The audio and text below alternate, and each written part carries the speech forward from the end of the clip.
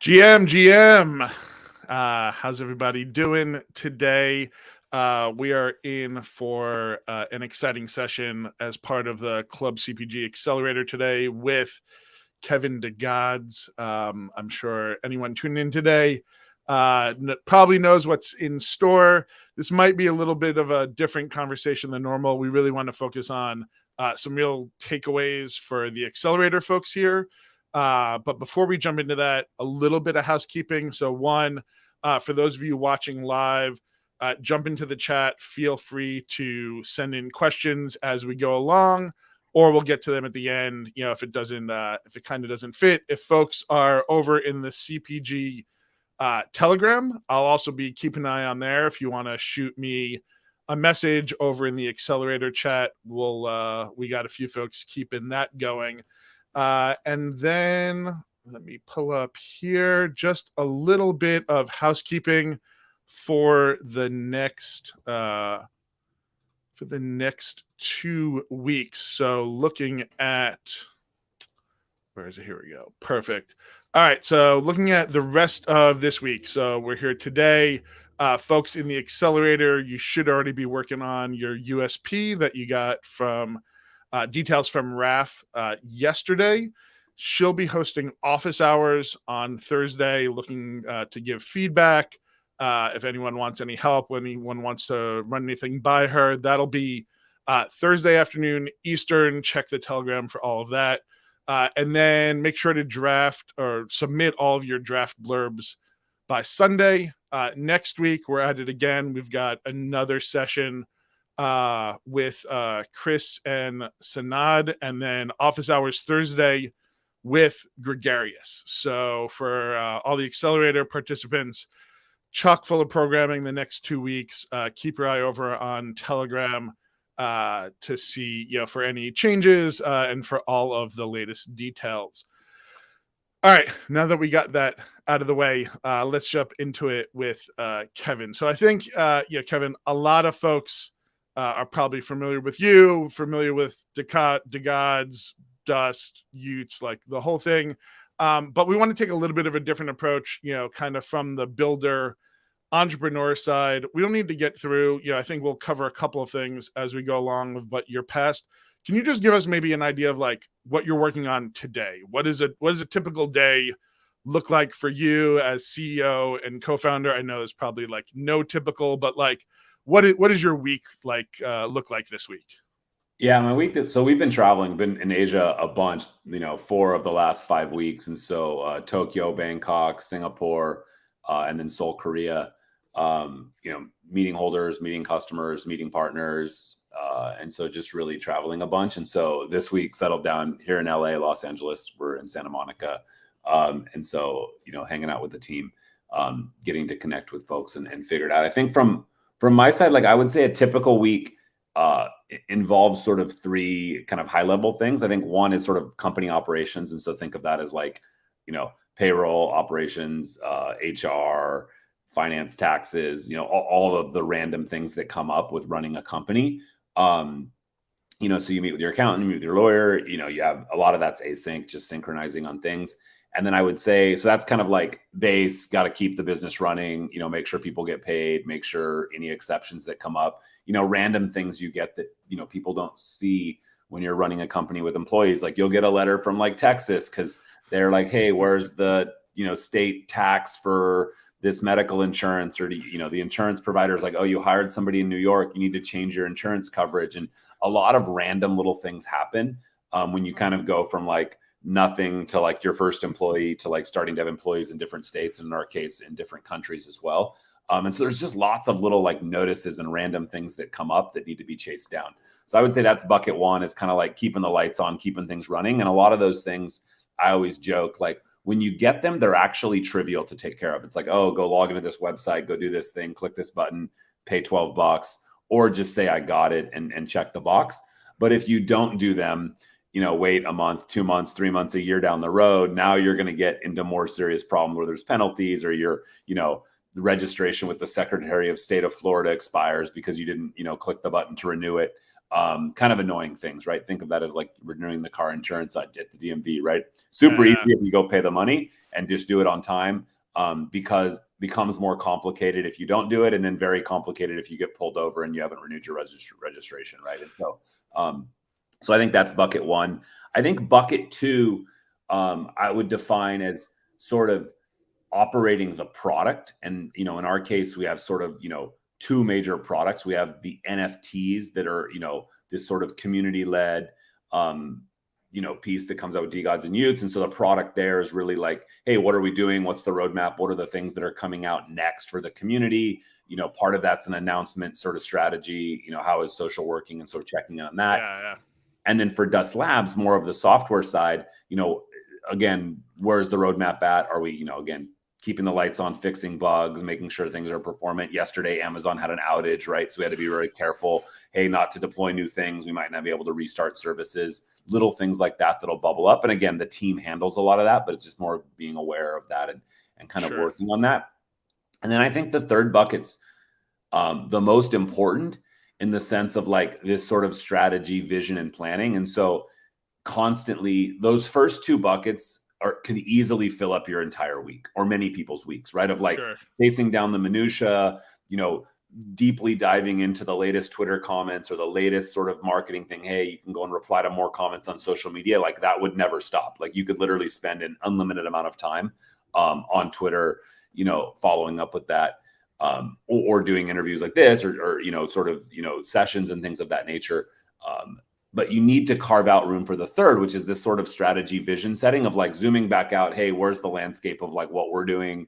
Are we still positioned correctly? How's the macro market? Not just in Web3 and crypto, but just broadly in the world, right? Like how are we sort of like paying attention to what's going on in the rest of the world? And I think that one, while the most unstructured in terms of like knowing, hey, I need to go think about this, it could be just reading another book or listening to a podcast, or, honestly, just reading the news, right? And understanding what's going on, and then diving deeper into things that you think could or could not be applicable. Maybe today, maybe a year from now, maybe that sparks an idea that sort of like, adjusts sort of the where you're pointing the company or the team, that could head out 5 or 10 years. And so I try to keep my day, week, whatever, split roughly in those buckets of 3, and roughly equal weighting, right? Because I do think if you become too heavyweight in one or the other, that's tricky.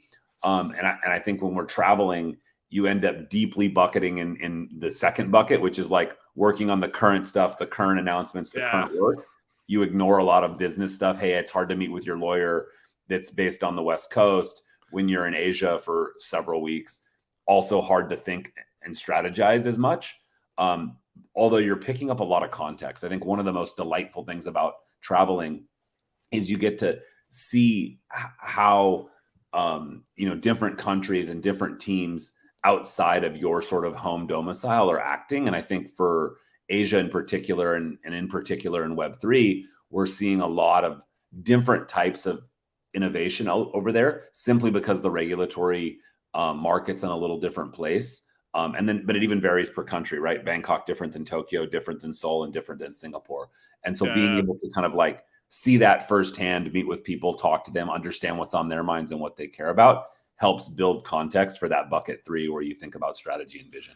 And I find a lot of founders, builders tend to move towards either that bucket 2 or right. Like there's some people that love the build and hate the maintenance, and some people that like love the minutia and the rollouts and where do you, like on that spectrum, where do you tend to fall? So I love bucket 1, only because I get deep satisfaction over checking shit off the list. So I'm inbox 0. Like I love seeing things come in and just operating. And I thrive when that bucket's overwhelming, right? With little things that I got to go chase down on. But I also find myself, trying to build processes, trying to like, engineer ways to make that easier, right? And so it may be picking up a new tool. It may be like outsourcing a certain part of it. Like, hey, I used to run payroll directly and I would approve every expense, right? Today, my admin runs those. sort of a chief of staff type role that does the reviews. And then there's certain sort of exceptions that, hey, I'll flag, oh, wire transfer was over X dollars. I'm going to take a look at that one, but not going to look at like every Uber expense from every team member that's traveling. And so understanding where you are in the company's sort of life cycle, is important to reset that. But I love bucket one. I also really enjoy bucket two, just the building, the operating, the real it. I think where I personally have to force myself to spend more time is bucket three, which is sort of this vision, strategy, sort of thinking about the big picture, only because I really thrive on the operational pieces of the other two. And as people are, maybe thinking they already have a partner, maybe they're thinking of bringing on a partner, it sounds like you kind of knew that about yourself early on, given your past experience that we'll talk about a little bit. But was that like, do you take that into account as you're thinking about the people that you surround yourself? You're like, I need a bucket three guy then, or I need someone that's really gonna, that can offload this or that. Like in those early days, how do you think about that structure? Yeah, absolutely. Right. And so I think for me, the two pieces that need to pair with kind of my strength to sort of counteract where I'm like less interested, weak, whatever you want to like choose, is again, someone who loves to think around the big picture and strategy, someone who likes to sort of zoom out. Frank, in our case, is like an incredible sort of like listener to the space and always is going to have 5 to 10 times more context and more pulse on where the market's going and how we're thinking about our approach there. And then I think on the second one, earlier in my career, so I've always run big engineering teams historically, right? Start a small company, 2 folks in a garage, scale that up to hundreds of engineers, right? So several hundred engineers at Instacart. At my last company, over 500 engineers when I was at Microsoft. And so like, always having hundreds of engineers and that kind of scale, I do less time of like architecting the code and how things are working. And I think more about like operating, like, hey, how do we make sure that performance is tracked and quality and how are we doing QA and what's the build pipeline? I think about those things, but less about like that chief architect role of really sort of playing a CTO type role. And so I think while I'm technical, I have an engineering degree, having someone in the product that's sort of like looking out for like, hey, is this thing getting a little squirrely? Are we making sure that as we make the next choice of what database or how we're going to scale out the next chunk of services, that we're doing that intelligently so we don't end up with a bunch of tech debt? I think those are areas where I always look for having someone on the team that cares deeply about that. And we've got, a couple really senior folks on our tech team at Dust Labs that obsess over that. 1 or 2 that are really focused on the performance and monitoring, a couple others that are, kind of background from Google that came from these like big scale. How do you think about like, hey, we only have X users today, but if this thing 10X's or 100X's, is that going to scale elegantly and not, sort of run into some scale wall where we're like, oh, wait, if this thing gets that kind of use, we're going to have to redesign it. You don't want to paint yourself into a corner. And so those guys look out for that. Yeah. And then last overview question, like how big is you're talking about kind of all these things, when you look at Degods, Dust, like across the whole, I don't know how you've organized it all, but like how big is the whole ecosystem kind of for you guys today? Yeah. So there's 2 companies and then 2 teams. And so one company's D Labs. They're the sort of, they own the art and community of like Degods and Utes. And so there's 6 folks in there with some contractors for community. And then on the Dust Lab side, which is sort of the technology and software business, there's 14, again, with a couple contractors. So roughly team size, between the 2 of around 20, 21. And the idea is that, engineering sort of is a slightly different discipline, but also, the kind of thing that you can get a lot of scale out of. So the idea of Dust Labs is, hey, we build a lot of stuff initially for Degods and Utes. We get really, really fast time to market with really high feedback loops that we're able to iterate, run experiments, test, fail, find success, and then, share that sort of like tech stack with other brands, other projects, other communities over time. Totally. No, that's good to know, for the folks here as they're thinking about structure, right? We get a lot of questions around those types of things. So appreciate the insight into there. So, you mentioned 3 buckets. There are 3 buckets that I want to cover up on today, kind of community building, community ecosystem. We're going to talk about consumer products and some of the work that you guys are kind of moving into that space. And then fundraising, because I also know, you've been on it both on the invested side and then now on the investor side. So on the community, you just talked about kind of that quick feedback, the stuff that you can build for yourself. How are you thinking about community? And then what are, can you outline like what you think both the benefits and the risks of building for a community and kind of relying on them for that initial feedback on these products? Like what are the two sides to that coin?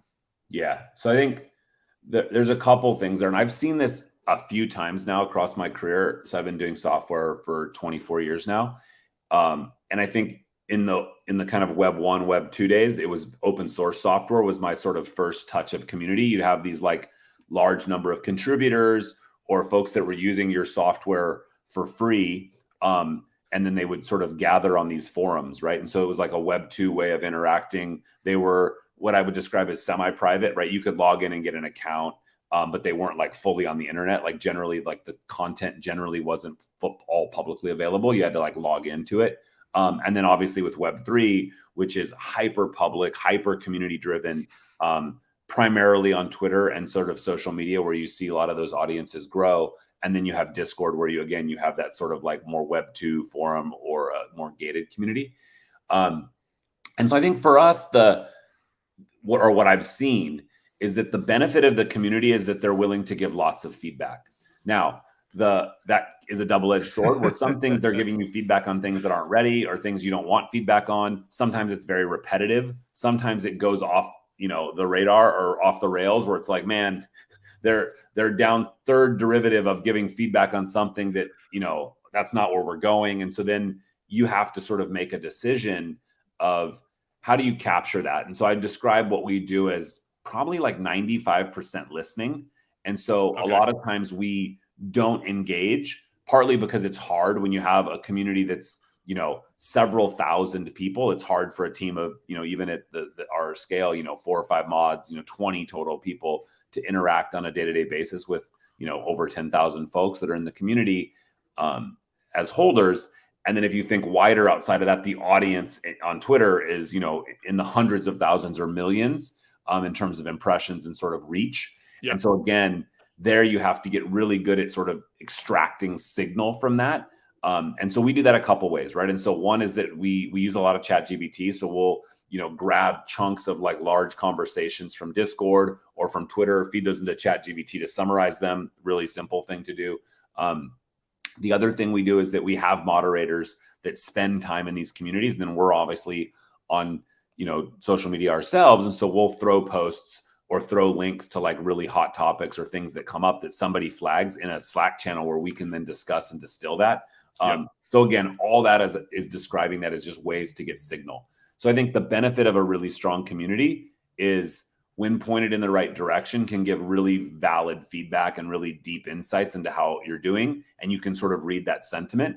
I think the thing that Frank is uniquely great at is really understanding the humans and the individuals that are giving that feedback and the context around it. And so if you have somebody that's constantly positive, bull posting, celebratory, writing really positive threads, and then turns negative or says something, critical, you're like, oh, let's listen to that because like there's a change of thought there, right? Where you have other folks that maybe every day they wake up and they're just angry and they're always negative. And they're, a lot of them are commentators. Many of the negativity comes from non-holders, right? Because the beautiful thing in this space is that no one's forcing you to play this game. Just like in Web 2, no one forces you to be a customer. And I always love running support teams because for me in Web 2, and even like at Microsoft when I was building Outlook, we had hundreds of millions of monthly users on Outlook. But to me, support was this wonderful thing because people that would file a bug or file an issue with Outlook by shaking it or filing something in the app were actually, they still cared, right? Because if you actually didn't care and you were done, you'd go use a different product, right? And maybe that's hard if you work there and your company's forcing you to use it. So there's some pieces there. But at the end of the day, that there was a choice.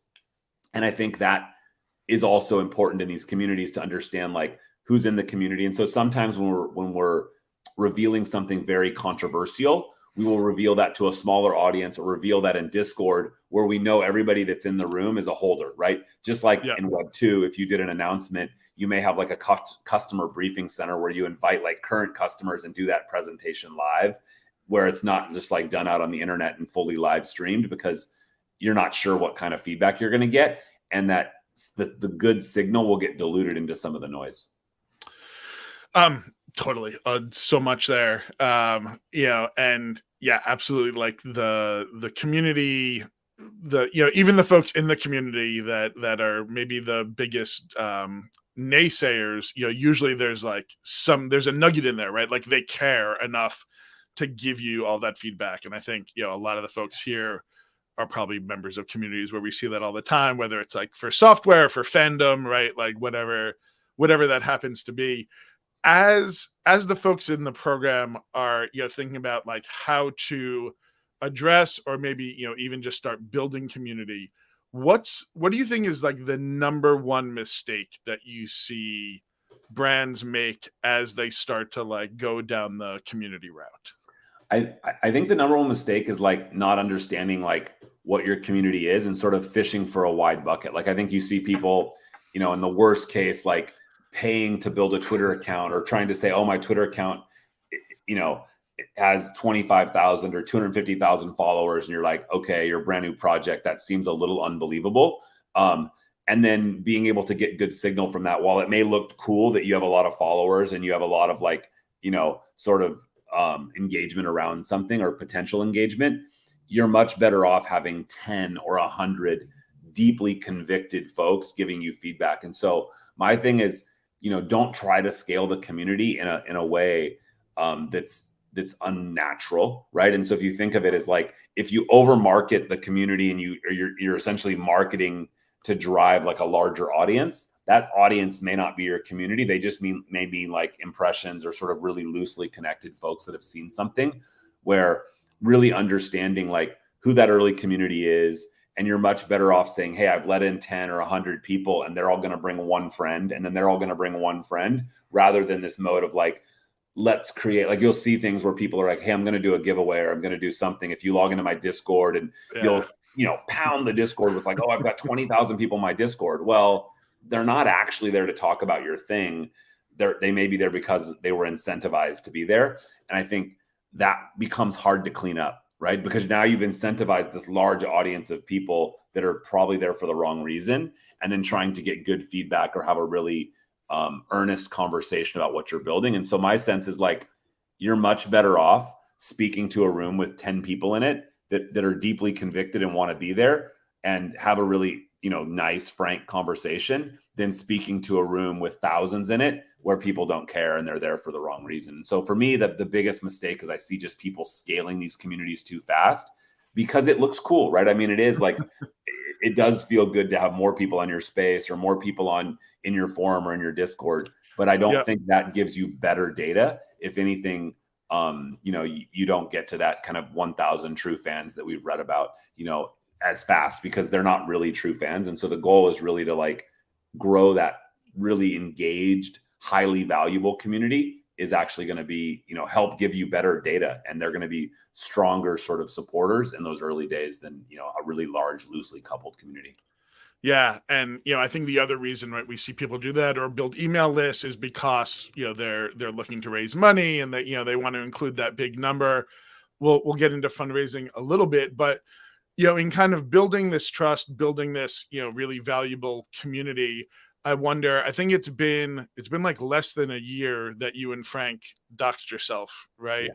So I'm interested, like, a year later now, thinking about like the early days of the community versus the community now, like, were there any takeaways that you guys noticed in terms of how the community reacted, how the community acts with the two of you today versus kind of previously, like, any big learnings there to share with the folks?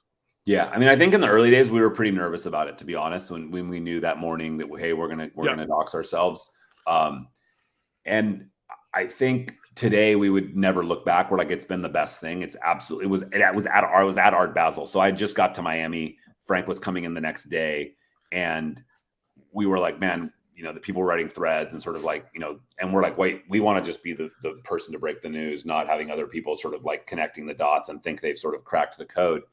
And it was honestly the best IRL conference that either of us had ever been to, because now we're walking around and people have seen our face and they're like, hey, Kevin, hey, Frank, like, and we're together most of the time. And so it was like pretty obvious, like the two of us. And so tons of people came up to us that I don't think would have known who we were or would have made those connections. And so that has just kind of escalated over the last year as we go to more IRL events and more connections. We've really seen that deep connection of just finding and meeting people and being able to make those serendipitous connections, whether it's at the airport or on the way to an event or after an event or, you name it. And I think even more recently, both Frank and I have done a good bit of video, and I've been doing these kind of like shorts on Twitter. And it's cool to see other people in the community doing the same thing. Like when we started doxing, like there was a day there for the next 2 days where like lots of people of DGOD holders were out posting their pictures and saying, hey, I'm doxing with Frank, dox with Kevin. Like that was pretty cool to see that rally.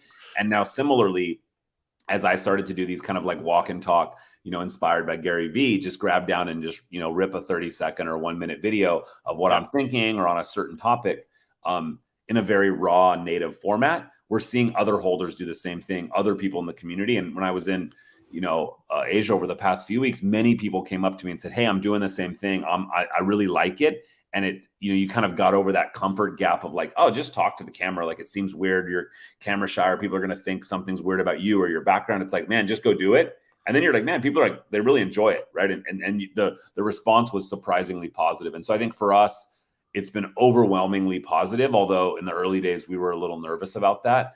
But yeah, it wouldn't look back at this point and do it any other way. And I think it's created a more intimate relationship with the community, but also just with, the internet, right? Because like what we're doing is pretty public, and it's provided us, a lot of new opportunities and connections since then. Yeah, I love that. Like the IRL kind of thing, like that was the initial impact. I mean, it was partly because of when you decided, but I just love that it's, the biggest community impact is more people being like you, not necessarily that it changed the way that like folks are talking with you or with the brands themselves. And then we got a couple of questions coming in. I just want to hit on one more thing. You also in kind of the Degods ecosystem, you guys have this kind of encouragement of ways that people can expand, like the community expands the brand, right? Like, can you just talk a little bit about like, was that intentional? And then, how you think about interacting with the community, right? And we all know, right? Like you have a community this big, right? This is it's very far down the funnel, like the folks that are actually going to build with you. But what, was that intentional? And then, what are maybe some of your lessons learned as you're thinking about, relying on the community for that expansion? Yeah. And so I think we saw this pretty early on. I mean, people were getting Degods tattoos right after the project launched, right? And so you're like, that's a pretty high conviction. And I mean, at one of the early New York events, there was like 30 or 40 tattoos done at the event. There's now probably over 100 folks that have a Degods tattoo. Wow.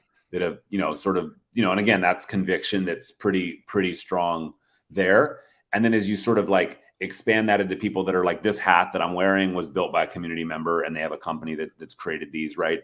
And this is like a trait off one of the Utes, that, one of the Utes hats had this down bad on their the digital Ute. And we've seen that in two ways, right? I think one is that, there's community members out there that have this entrepreneurial spirit, and this allows them to sort of flex that muscle in a positive contribution way, make a little money, get their brand out there. Some are doing it just because it's fun. They love doing it. Met a guy in, I think, Paris, Frank was talking, he's like really wanted to make flags. And so he's like making flags that are Degods and Utes because he's like, that's what I wanted to do. And like partly to make some money, but honestly, just because he was passionate about doing it. Yeah. And so I think that creates a vicious cycle in a positive way where like someone creates merch or creates something and builds around Degods or Utes. And that could be content. Like we see, tons of Utes folks in particular kind of writing thread writers, and it's become kind of the content writers sort of PFP of you've got a Utes PFP, they're going to write good threads, have good content, right? It has that sort of vibe to it. Yeah. And part of that was because of scholarships. When we launched Ute List, we had this sort of notion of really trying to bring in folks that would build and not just build like physical product and not just build merch or open, businesses with the brand, but actually people that would build content. Because in this game and, on Twitter and lots of crypto lives on Twitter, content is like one of the best ways for folks to learn, but also just have a good time and be fun. And so for us, we've tried to be as supportive as possible. And a lot of that is just staying out of the way, right? Like not shutting things down, not, hey, that looks fun. Could that hurt the brand? Maybe, but like, is it good for the brand? And does it seem positive and helps building an audience? Like let's lean into that. Let's be helpful. So providing asset files, providing brand kits to these folks, in some cases, having small chats with them. Like I have a group chat with a handful of folks that I talk to and, help, talking through and just making that connection to help them help each other. That's awesome. So we got two questions in kind of the community. One over on YouTube, Jacool wants to know, so quality over quantity, what do you think is the critical size to gather enough feedback that is considered relevant? I think in the early days, I mean, literally, like sometimes you can get as good feedback talking to 3 people on a Zoom call for 20 minutes as you could, sitting in a room with 100 people. And so I think what I would define that sort of quality versus quantity sort of like decision point is like, how big is this thing, right? If you've got, Degods has thousands of holders now, right? And so for us, getting feedback from a couple really large holders, while that's important, may not give us the perfect signal for like a wider set of that, sort of holder base. And so for us, we think about that quantity being like, are you getting a couple feedback points from all the personas, right? From a holder that's been with Degods for 2 years from Mint, from a holder that bought in the last month, from a holder that bought a year ago, from a holder that has 1, from a holder that has 10, in terms of understanding the sort of different types of viewpoints. And so that you'll sort of have to learn for your own product of like, hey, I'm going to launch this product for, let's just say I'm launching an email product and I need users that have very few emails. I need users that are power users that are, living on the app, every 10 minutes of the day because they're using mobile email as their primary use case. Users that have like, 20 meetings a day if I'm testing a calendar versus users that have 1 to 2 meetings a week because they just remember birthdays or, lightweight anniversaries, different use cases. And so for me, it's really that understanding like who are the personas and then trying to get a representative sample of that, right? And if the community's small, if the product's small, a couple's good. As you get larger, you're going to need groups of 10 and then also build systems, right? Because you can do a Zoom call with 1 people or 3 people, harder to do a Zoom call with thousands. And so you need to figure out ways of getting that feedback parsed down, although you're still getting a representative sample size. So for us, we'll run surveys. We'll throw out, questions on Twitter and, get both public and private opinion in that way as well. Yeah. So staying on that tech, we had a couple of questions around there. So we had one over in Telegram from Serge, wants to know more about the Points Parlor DApp, building on that kind of community technology. Just, what was the thing behind it, how it came to be? And then, do you guys consider it a success? Has it been successful in whether it's growing, engaging, like how you guys think about success for a community app like that? Yeah. And so I think, Points Parlor came out with a couple sort of design goals in mind. I think the first was as we were talking to brands and companies, both in Web3 and out of Web3, one of the biggest things that they wanted was advertising. They wanted promotion. Hey, tweet about my thing. Hey, talk about my thing. Or use my thing and then talk about it, right? They wanted that sort of like testimonial. And for us, we were like, well, we could definitely do that. And like, I could, check out a product, use it, give my review. But honestly, it would be way better if we brought that to the community, let the entire community of thousands of folks look at it and not think of Degods as the influencer, but think of the Degods community as an influencer. Because, Degods has millions of impressions on a given month. The Degods community has tens of millions or hundreds of millions impressions. And so that was one design goal. I think the other one is that what we've found in crypto and Web3 and NFTs is there's at least a subset of the community that wants something fun to do every day, right? They want to just be engaged. They want to have something to talk about. And so Points Parlor was sort of a marrying of those two things. Hey, do something cool every day. You can come play the game. You can interact with content. You can produce content every day, whether you won or you lost or, what was your strategy, something to kind of be degen about to something to be straightforward about. And then you couple that with this notion of connecting sponsors where the sponsor is not paying us. They're paying to directly go through to the community, right? And so, Kraken was one of our first takeovers, and they bought a Tesla, right? And so we gave away a Tesla. In those 4 days, they generated over 30 million impressions, 8,000 posts, like, for essentially the price of a Tesla, right? Pretty incredible sort of activation. Yeah, To see that's that huge. kind of engagement. That's awesome. And appreciate kind of the look behind that. I'm just trying to look at some other things that have come in, but we are about halfway through here, so we always have a POAP. So I'm just going to drop it here. So feed the pigs is the secret word for today. So for those of you watching live, I think we got this open for 24 hours. So go ahead, go hit the POAP game while you're here. I'll drop it back at the end as well, in case people don't want to exit out or anything like that. But let's keep moving on and talk about consumer products. You talked a little about the community had driven into producing some products, some physical goods, and then you guys recently announced a collaboration for wearables. Can you just give us like the highlights of that, and then also just what is the conversations that you guys are having as you're thinking about like how do we expand this brand into the CPG world, into the physical world? Like, what are the things that you're considering? Yeah, totally. So I think, on the wearable stuff, I think pretty cool. So ZTX is a cool partner. They're kind of the sister company of Zapato, which is like the biggest kind of metaverse Web 2. Sort of think of it like Roblox, but they're based in Korea. So like the Roblox of Asia.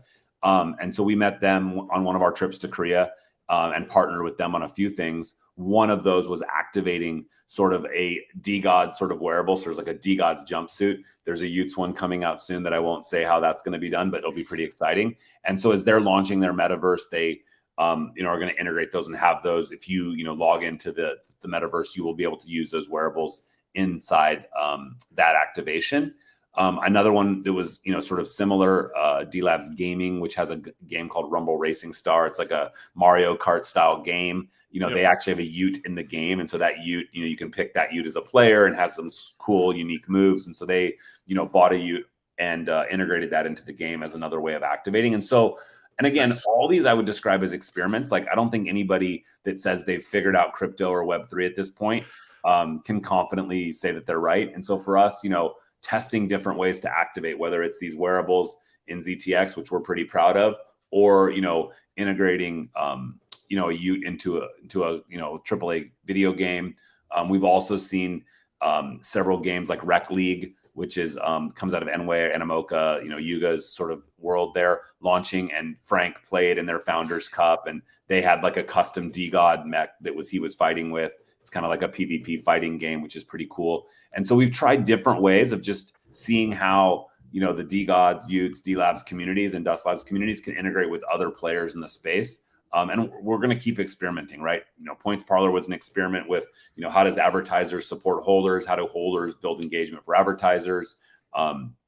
These sort of, wearables and connected things. I think we're working on a lot of the merch that we've dropped is actually chipped. And so you can scan it and get a NFC chip, which then we can activate later. And so we've played with that and, sort of seeded a bunch of chips out there in some of our previous merch drops. We're exploring different ideas of like, hey, is it make sense to drop a digital and a physical thing that's claimed in some sort of way?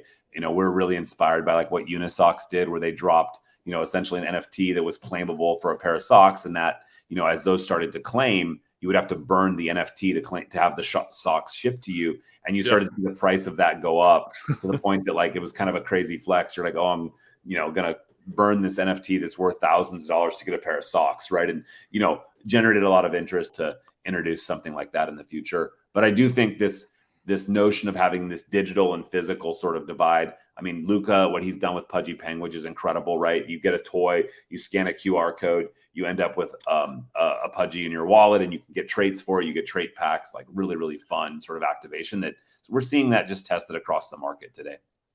Yeah. I mean, there's some cool. Yeah, obviously, VFriends has been leading the way on some of that.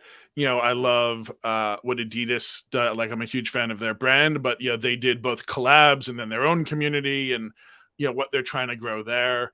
But thinking about it from I would say one of the things that I love about the Web3 world is like people are always open to partnerships, especially like Web3 to Web3, or now I think we're seeing more Web3 to Web2, where people are just happy.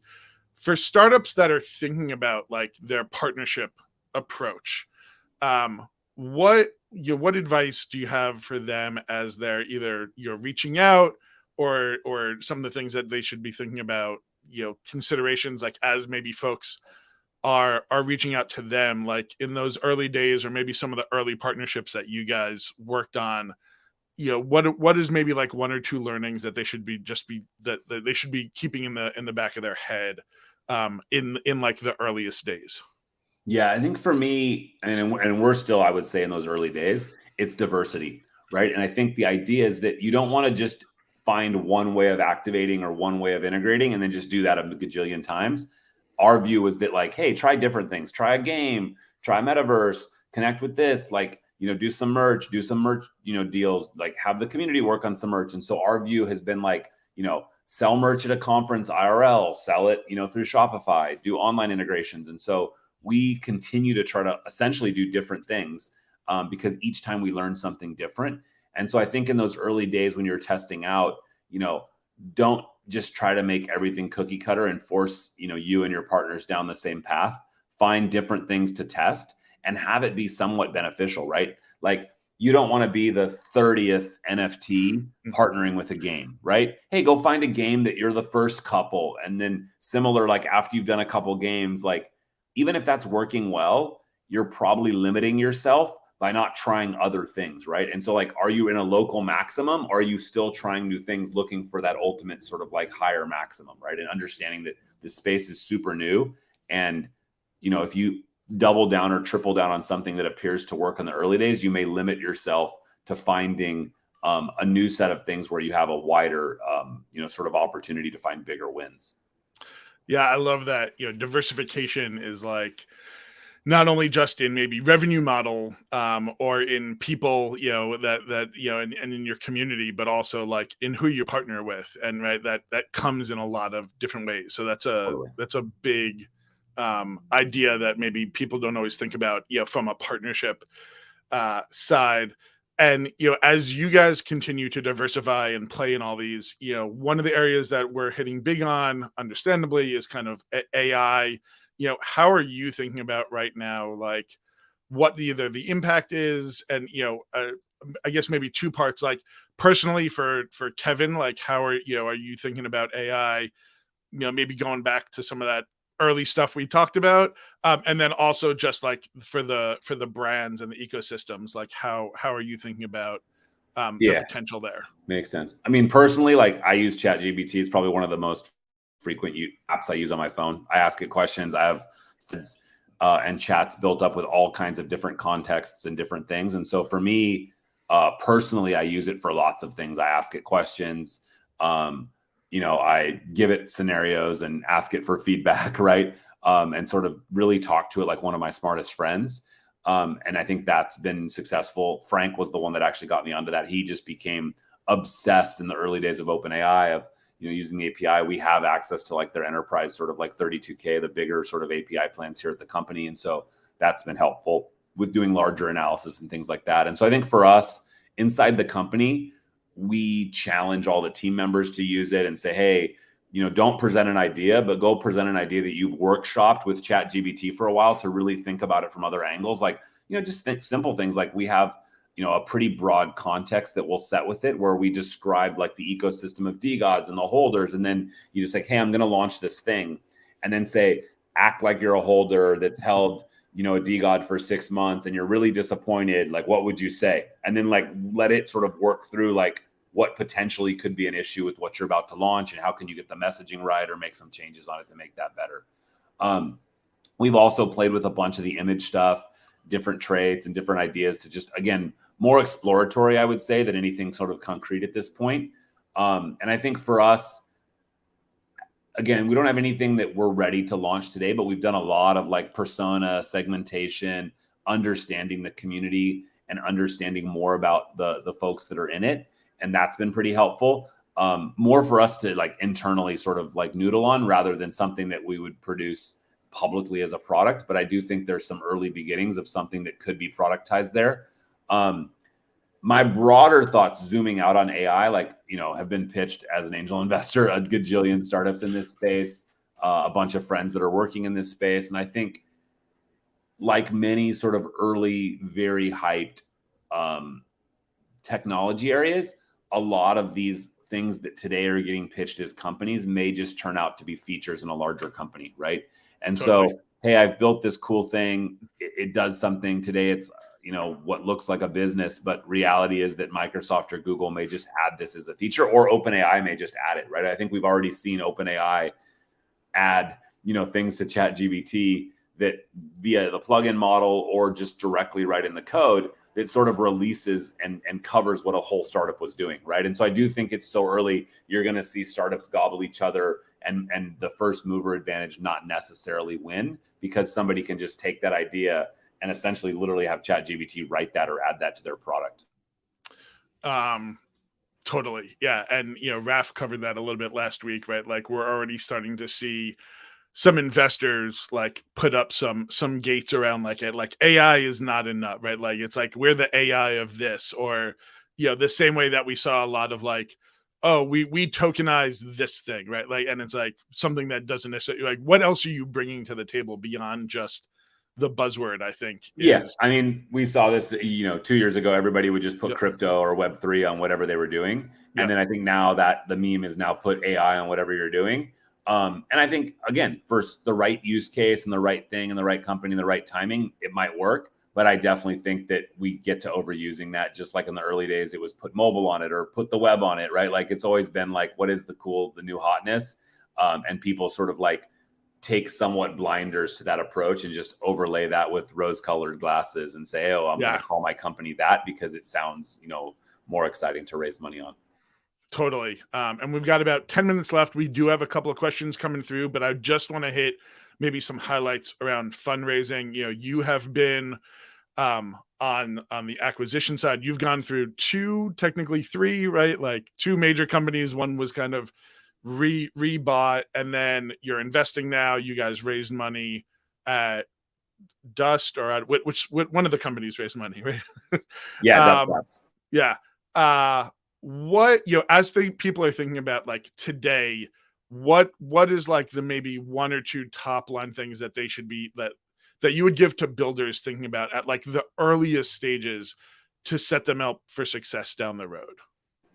Yeah, I think a lot of thoughts on this, but I Yeah. think to distill it down, when you're raising for the first time and, you know, you're leaving your day job or you're, you know, coming out of college or something, I think one thing that's really important to remember that I think a lot of people overlook is that sometimes it's really easy to get like one or two really small checks or to set your fundraising goals lower because you're, you know, having trouble you know, raising, or you're not really sure, so you take some small checks. And I think the thing that, or the mistake that I see frequently, is people end up raising less money than they would have if they went and just got a job, right? And so if you take like your three main founders or two or three main team members and just add up like what is the market rate of their job, right? So if they've been working for 10 or 15 years, that's going to be pretty high. If you're, you know, just out of college, it's probably that entry level job.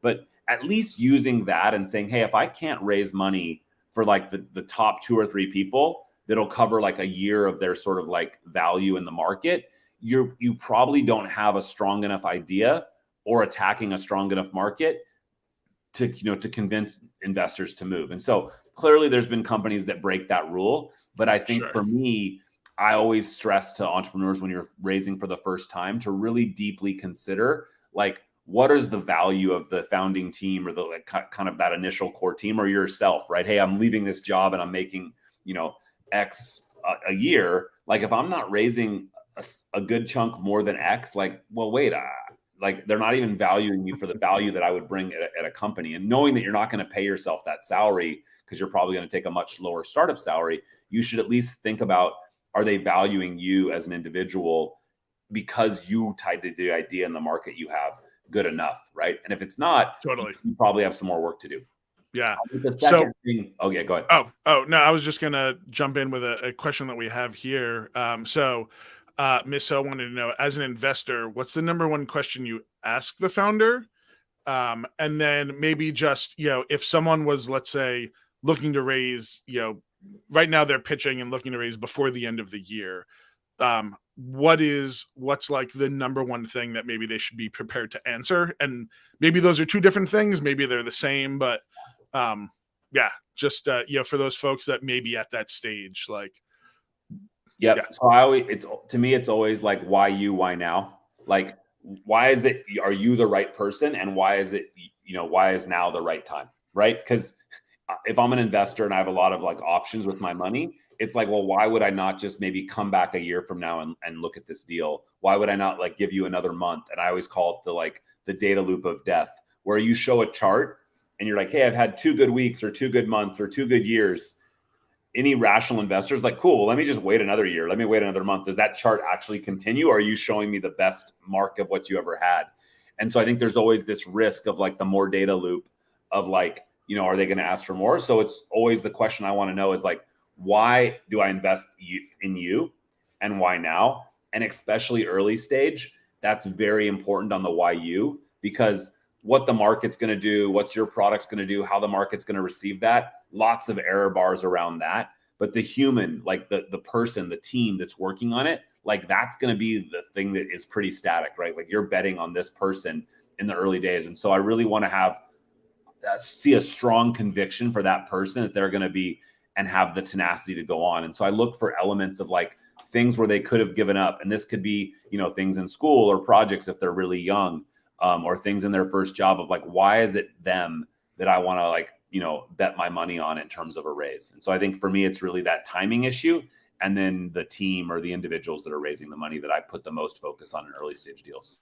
gotcha. And then it's been 9 or 10 years since your acquisition to Microsoft. What do you think is the biggest changes in like the fundraising and kind of investment space between 2014 versus like where we are now in 2023?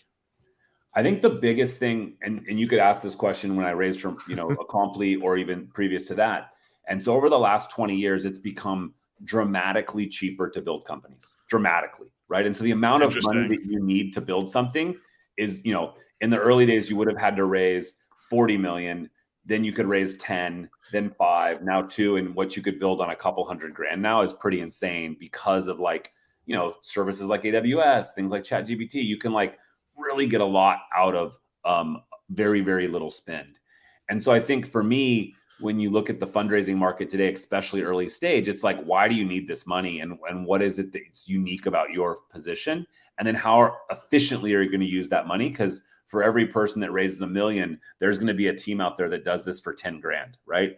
And so really trying to understand, like, are you the right operator to sort of efficiently use that cash with how you're going to achieve it? And so for the good side of that is that it's now easier than ever to start a company and not need a lot of funding. The downside is that finding the right partners and getting the right support for what your mission is just harder because there's so many more, different types of fundraising, right? We have the classic like Silicon Valley, Sand Hill Road, Menlo Park investors that have been like storied about for 3 decades. But then you have like a whole wide variety of geo-specific, stage agnostic, seed funders and family, just a wider variety of crowdfunding type ways of raising money.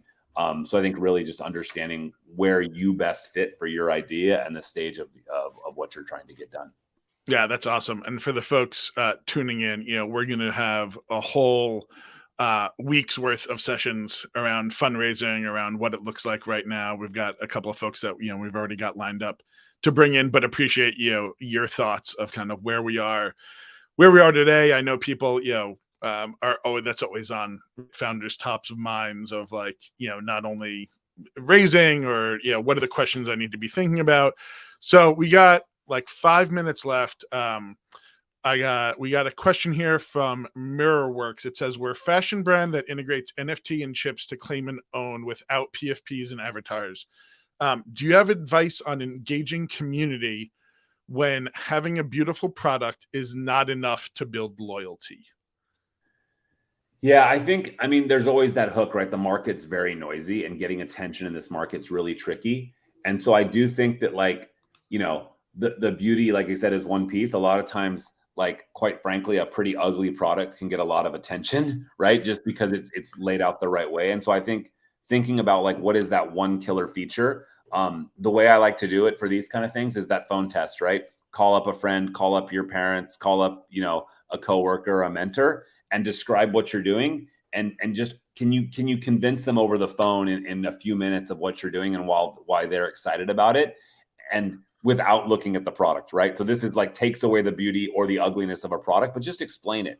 And if you can't explain it over the phone and really get somebody engaged, and then you probably have more work to do to really distill down what you're doing so that you can rip it in a 1 or 2 minutes, kind of conversation on the phone and be like, wow, I want to check this out. Send me the link, send me a text, whatever. And then you're ready to go to Twitter, or you go to, sort of to a bigger audience to really push it out with the right graphics. But getting that pitch and that sort of hook down where you can just talk about it on the phone with no visuals. So, think of it as your eyes closed kind of pitch. That's going to really test you to prove that you can kind of get to that next level of scale.